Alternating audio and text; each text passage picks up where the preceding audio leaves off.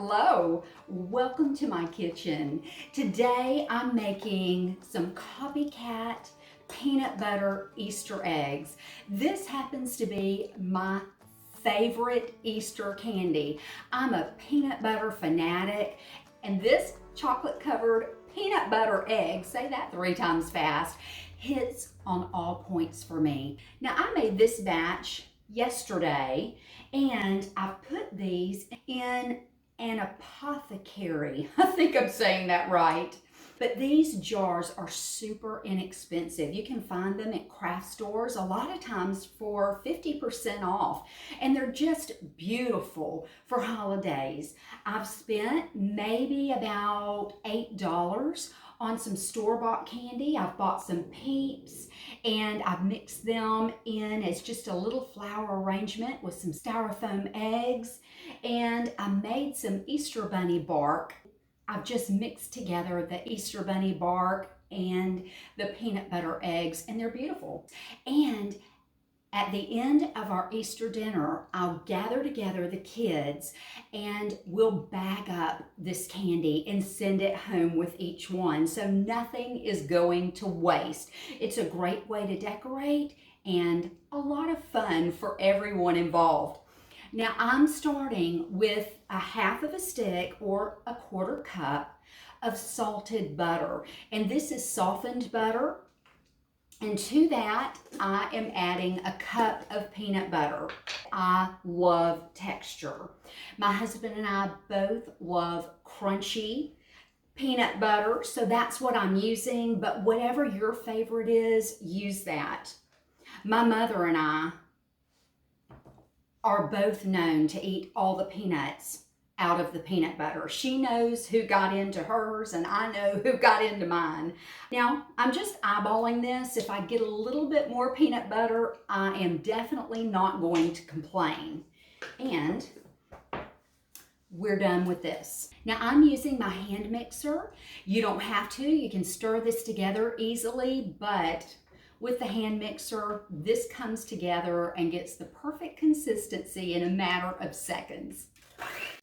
This looks perfect. Now I'm not going to put my mixer away quite yet. I'm adding a cup of powdered sugar to this peanut butter and butter. Oh my goodness.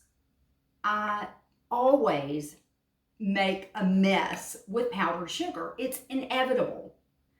But believe me when I say these peanut butter eggs are worth every bit of cleanup. Now, my friend Kathleen Phillips from Grits and Gouda, look up her website. She is amazing, or you can follow her on Facebook. Says never scoop your cup into your flour or your powdered sugar. She says that you're supposed to scoop it out by the spoonful or you will pack it in too tight and won't get the right measurement. So Kathleen, thanks for that tip. And this is going right in. Now, I'm going to show you a little trick. I don't want to make too much of a mess.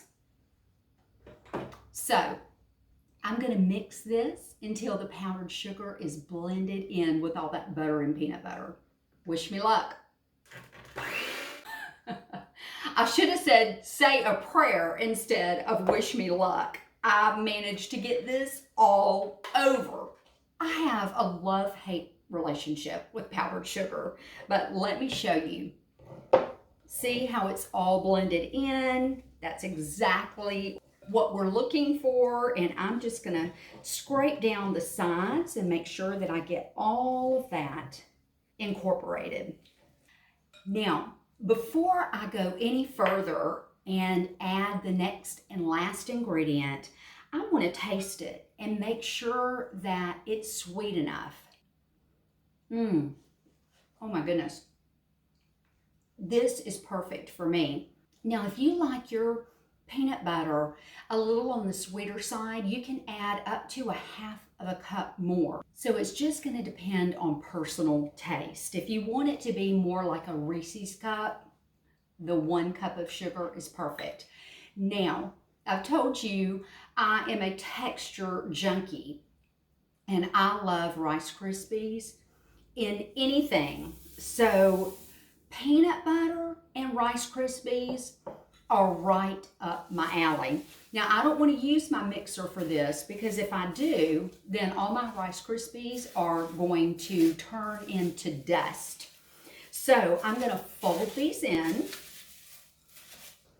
Now, these Rice Krispies are all folded in, and I put on a pair of gloves because I found that it's just easier and less sticky, but by all means you can just use a good clean pair of hands and that works just fine. Now I've lined a cookie sheet with parchment paper, and I am just going to take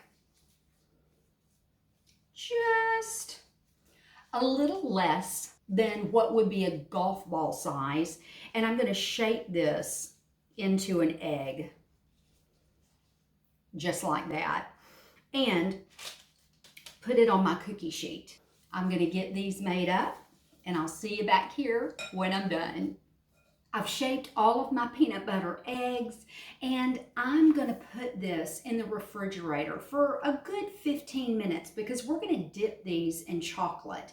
The chocolate's going to be a little bit warm, so I want these eggs to firm up completely. That way, when I dip them in the chocolate, they won't fall apart.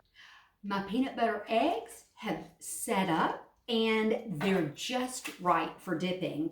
Now I've melted some chocolate candy coating. You're gonna need about 10 to 12 ounces for these eggs. I've started with 10 because sometimes it takes a little more and sometimes it takes a little less. And if I need a little bit more, I'll just melt a little bit more. Now, I've got my eggs, and that's going right into my chocolate. Now I'm using a fork because the extra chocolate will drip through, which is nice.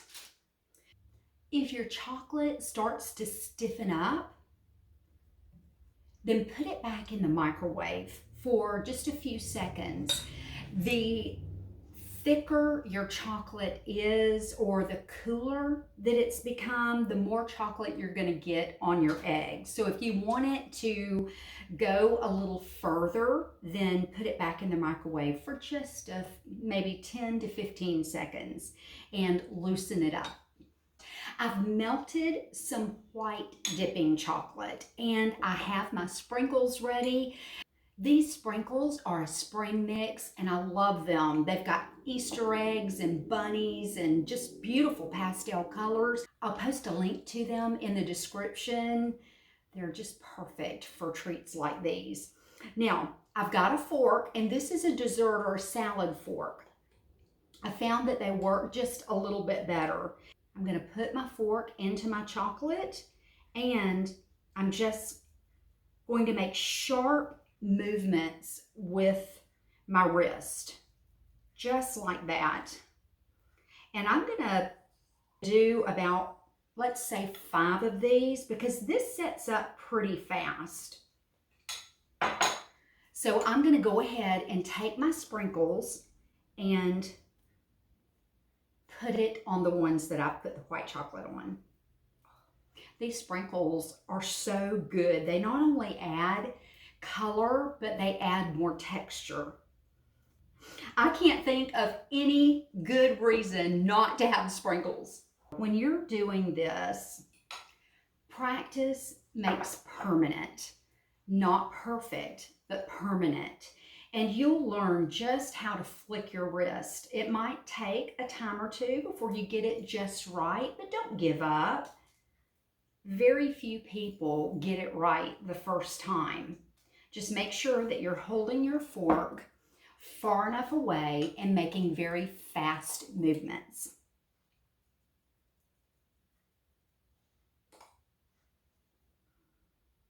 And voila, we're done. These need to sit for at least 30 minutes.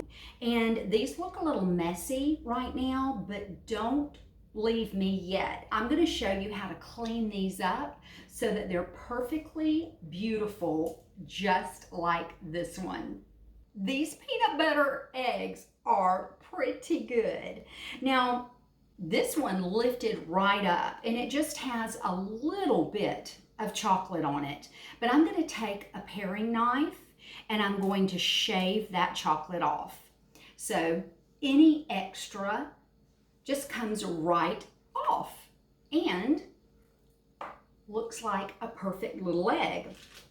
Well, this one looks more like a banana, and I'm just gonna shave that off. And it's a little larger than the other ones. It's not quite shaped right. So you know what? I am going to make this mine, and this will be my taste test. Here we go. Oh, y'all, every time I have one of these, I know exactly why it's my favorite. It's savory, it's sweet, it's full of texture, it's creamy, it's a little crunchy. And what's amazing to me is that the Rice Krispies don't get soggy. They stay crispy and they're delicious. Well, my husband better get home soon and hide these eggs or I'll be eating them all through the day.